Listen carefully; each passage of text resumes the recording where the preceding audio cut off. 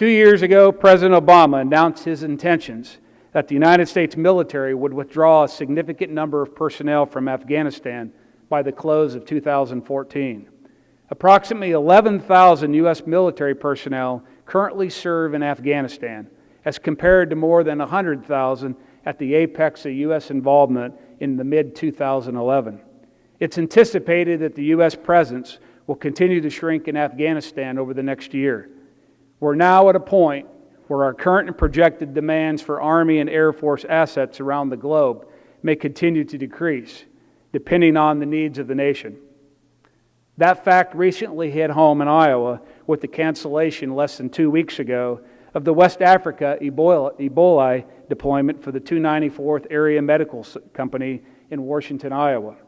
We currently have no Iowa National Guard units identified for potential future overseas deployments in 2015, a first of our organization since 2000.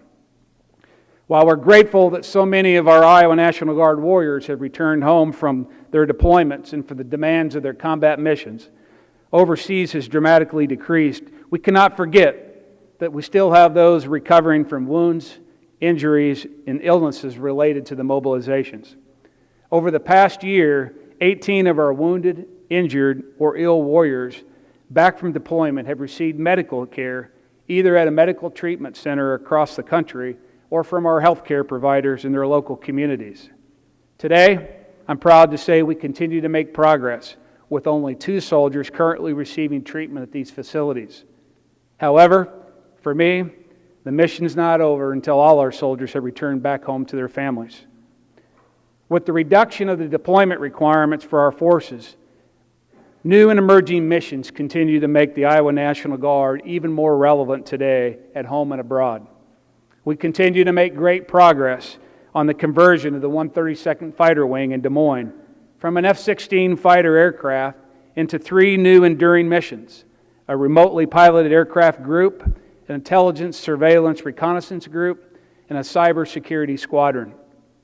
The 132nd has executed every task required of them for this conversion and is actually on schedule, ahead of schedule, to complete a very complicated transition process and begin initial operations later this year. This past year, the unit has aggressively shifted its focus to sending airmen to Air Force schools for training in their new assignments. Currently, 440 airmen have completed or are attending technical schools at various installations across the country, gaining valuable training in imagery analysis and cybersecurity that will translate well into Iowa's growing technological sectors. As the unit provided more than $70 million in economic infusion to Iowa last year through salaries, unit purchases from the local economy, and the indirect job creation, retaining these highly skilled airmen in this unit at the Des Moines Airport significantly benefits Des Moines and the entire state of Iowa.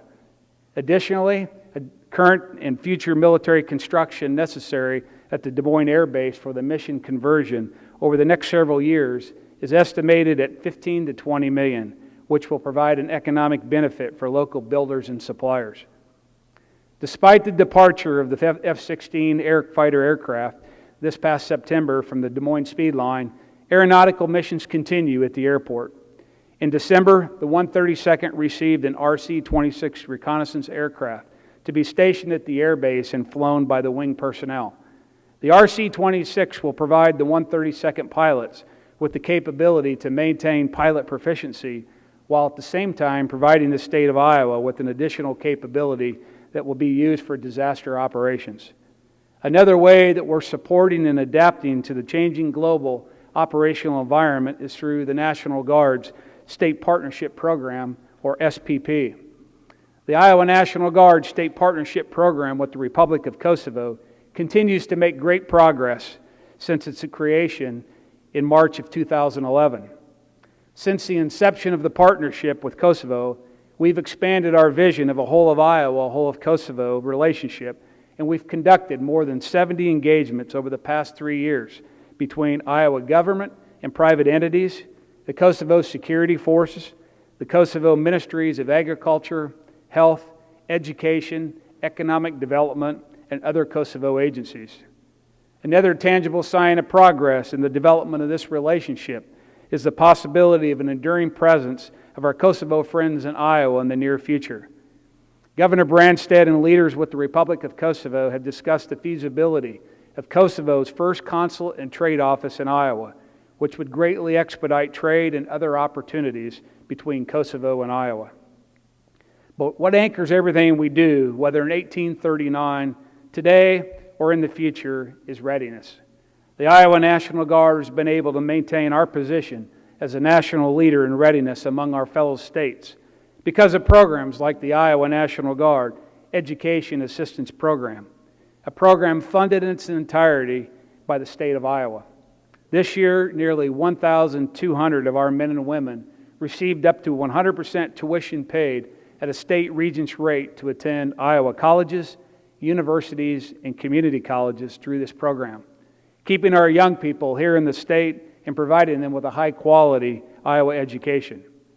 This critical recruiting and retention tool helps us ensure our readiness and provides an invaluable benefit to our soldiers and airmen. In addition to the high-quality soldiers and airmen, we also need multifunctional and well-maintained infrastructure to keep the Iowa National Guard ready for the warfight and for the emergency responses here at home. On Camp Dodge, this past year we completed a transition of the National Maintenance Training Center to a Sustainment Training Center. This is a one-of-a-kind, world-class training center that provides individual qualification and turnkey unit-level sustainment training for National Guard, U.S. Army Reserve, and active duty Army logistical, ordnance, maintenance, transportation, and medical units. The Medical Simulations Training Center on Camp Dodge is one of 18 Army medical simulation training facilities worldwide. Reached full operational capacity in 2014 and provides standardized emergency medical training to military and law enforcement personnel through a combination of realistic, hands-on, and virtual battlefield simulation conditions. Through a variety of training initiatives, Camp Dodge has become a significant regional training center in the Midwest.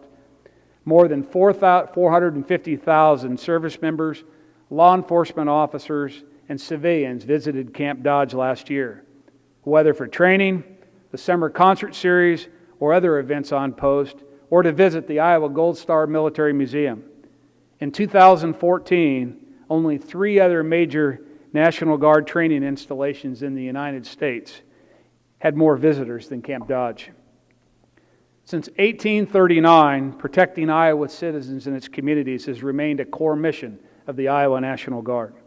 I am pleased to report that in 2014 has been a relatively quiet year for our emergency response operations.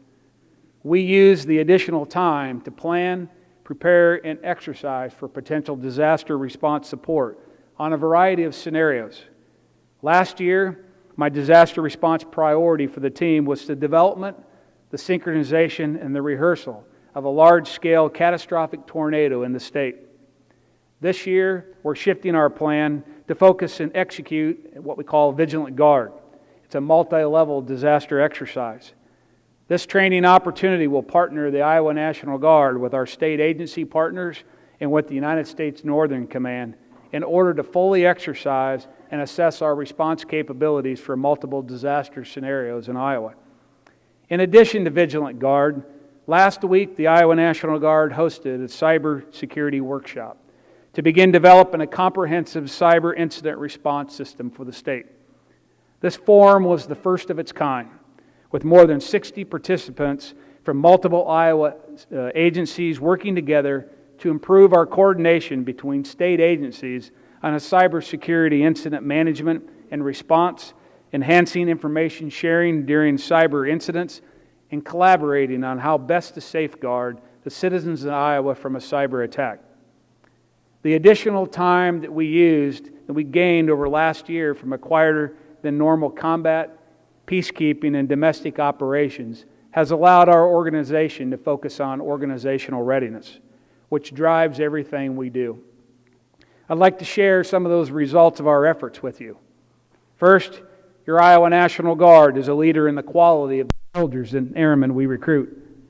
We are in the top of the echelon of the National Guard for the quality of our recruits into the National Guard for 2014. More than 22% of our basic training, advanced individual training, or technical school graduates are either honor, distinguished graduates, or on the Commandant's list in the upper top 10% of the respective military schools. These efforts haven't gone unnoticed by the United States Department of Defense and other military organizations. Iowa units and individuals received several significant awards for 2014. The 185th Air Refueling Wing received the Mobility Air Force Fuel Efficiency Award for the KC-135 aircraft, which is awarded to only one Air Force unit annually for superior fuel efficiency. The 185th also received the 2014 Senior Master Sergeant Kenneth W. Disney Award for the best food service facility in the Air National Guard. Major David Messerly was selected as the best Special Branch Officer Recruiter in the Army National Guard, first of all 54 states and territories. And Captain Kathy Barton, who many of you know, was selected as a General MacArthur, Douglas MacArthur Leadership Award recipient, one of just 28 company-grade officers chosen across the entire United States Army. We're humbled by the prestigious national awards presented for excellence across the organization. Conversely, we've been so fortunate to recently recognize others for their honorable and selfless service to our nation. At the Iowa Gold Star Military Museum on Camp Dodge, 10 living Iowa veterans were honored in December for their courageous service during the Battle of the Bulge. On the 70th anniversary of the most significant U.S. action in Europe during World War II, these exceptional Iowans were recognized and presented with a certificate and commander's coins for their selfless and honorable service during that horrific battle. For some of the honorees, it was the first time they ever talked in any detail about their experience and their hardships, providing a measure of healing long overdue. Those in the audience learned firsthand about the true price of the freedoms we take for granted. What a great tribute to a tremendous group of veterans and their families. As I've come to a close today, I hope that I've left you confident that the Iowa National Guard is in good hands and it's moving in the spirit of one. We've executed every mission assigned. We've served our state and community here at home, and we've deployed whenever needed in a moment's notice. I'm very proud of our soldiers, our airmen, and their families, our rich heritage, and our resolve as we continue our role in the preservation of the ideals upon which our nation and our state were founded. The Iowa National Guard is postured to rise to new challenges, but will remain focused on the fundamental mission of the Iowa National Guard, defending America at home and abroad. We'll continue to provide affordable, flexible, tailored, and community-based solutions to national defense and domestic response, and will remain a critical reserve component for the Army and the Air Force.